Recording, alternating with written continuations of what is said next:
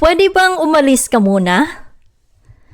Mas gusto kong maglinis pag wala ka. Tahimik. Hindi dahil galit siya sa partner niya, kundi dahil may lumalabas na galit na hindi niya rin maintindihan.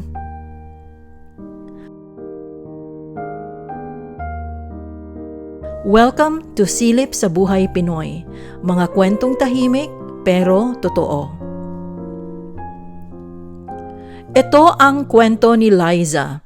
Late 20s na siya. May kondo sila kasama ang partner niya na si Ricky.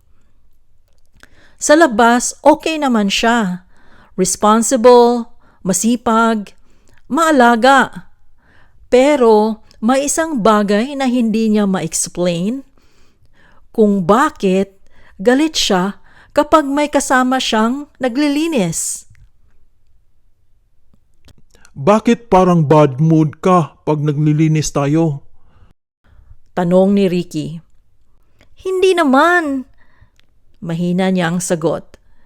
Pero pareho nilang alam may mali. Hindi siya naiirita dahil tamad siya. Hindi rin dahil ayaw niya ng tulong. In fact, mas gusto niyang siya lahat. Pero kapag may nanonood, parang may bigat, parang may mali. Isang araw, habang nag-get ready si Ricky papuntang trabaho, Can you go now? Or make it faster? Para makapaglinis na ako? natatawa na lang si Ricky. Pero si Liza, napaisip. Pagkaalis ni Ricky, umupo si Liza, tahimik. At doon, may naalala siya. Bata pa lang siya, mahilig na siyang maglinis. Kusang loob, walang nag-uutos. Himala! May naglilinis? Napahinto siya noon. Hindi niya ma-explain, pero may kirot. Aba, nakaisip maglinis ah. Isa pa, ibang tao na naman. Same feeling. Hindi naman diretsong sinabi, pero nararamdaman niya, hindi ka naman talaga masipag. Bihira ka lang gumawa ng tama. At bilang bata, tinanggap niya yun. At doon, unti-unti siyang tumigil.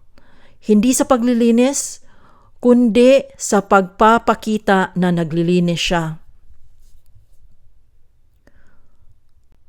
Kung tingin niyo tamad ako, sige, panindigan ko na lang. Kaya ngayon, bilang adult, kapag may nakakita sa kanya habang naglilinis, bumabalik yung pakiramdam, yung judgment, yung hiya, yung galit. Hindi pala siya galit kay Ricky. Galit siya sa pakiramdam na hinuhusgahan siya nung bata pa siya. Pagbalik ni Ricky, Alam ko na kung bakit ganun ako. tahimik siyang nakinig. Hindi dramatic, walang sigawan, pero may release, may pag-intindi. Hindi agad mawawala yon, pero ngayon alam na niya kung saan galing. At minsan, yun na ang pinakaunang step. Sa situation ni Liza, ito yung mga observations ko. Una, words from adults stay longer than we think. Hindi lang siya comment sa bata. Identity yun na nabubuo. Kahit simpleng biro, pwedeng maging lens kung paano tiningnan ni Liza ang sarili niya. Pangalawa, not all anger is about the present. Minsan, reaction siya sa past na hindi na-process. Kaya kahit harmless situation, nagiging trigger para kay Liza. Pangatlo, awareness is already progress. Hindi mo kailangang ayusin agad lahat. Minsan, sapat na muna na naintindihan ni Liza kung bakit siya ganon. Pang-apat, it's okay to relearn safe spaces. Hindi lahat ng tao huhusga sa'yo. Unti-unti, tinuruan ni Liza ang sarili niya how to feel safe again. At panghuli, healing doesn't mean blaming. Hindi mo kailangang magtanim ng galit, pero pwede mong i-acknowledge na may nangyari na nakaapekto sa iyo. Sa maraming pamilyang Pilipino, minsan ang sugat hindi galing sa malalaking salita, kundi sa mga simpleng biro na paulit-ulit. At minsan, dala-dala natin yon hanggang pagtanda. Pero may choice tayo kung paano natin hahawakan ang sarili natin ngayon. Sa ganitong klaseng experience, napapansin ko kung gaano kalaki ang epekto ng maliliit na salita sa pagkatao ng isang bata. Hindi naman laging obvious habang nangyayari. Pero unti-unti siyang nagpo-form ng identity. Yung mga biro o side comments ng matatanda, kahit hindi intentional, nagiging basihan kung paano titingnan ng bata ang sarili niya. Para sa akin, ang pinaka-interesting dito ay kung paano nadadala yung ganitong patterns hanggang adulthood. Hindi na siya conscious decision, automatic na siyang reaction. Parang may part ng sarili mo na naka-anchor pa rin sa version mo noong bata ka. At minsan, hindi mo siya mapapansin hanggat hindi naaapektuhan ang relationships mo. Doon mo lang ma-realize na hindi pala ito tungkol sa present. May pinanggalingan siya.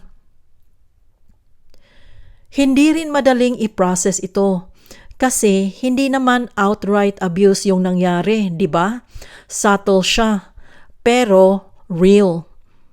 Siguro ang takeaway ko dito ay mas maging mindful tayo sa paraan ng pagsasalita sa mga bata. At kung tayo naman ay may dalang ganitong experience, bigyan natin ng space yung sarili natin na maintindihan ito. Hindi para sisihin ang nakaraan, kundi para mas maging gentle tayo sa sarili natin ngayon. May nangyari rin bang ganito sa inyo? I-share nyo naman sa comments yung own stories ninyo. Nakakatulong din mapasa at marinig ang experiences ng iba. Sana may nakuha kayong kahit konting insight o reflection mula sa video na ito. Maraming salamat sa pakikinig at kung nagustuhan nyo ang content, please huwag kalimutang mag-subscribe. Hanggang sa susunod na kwento.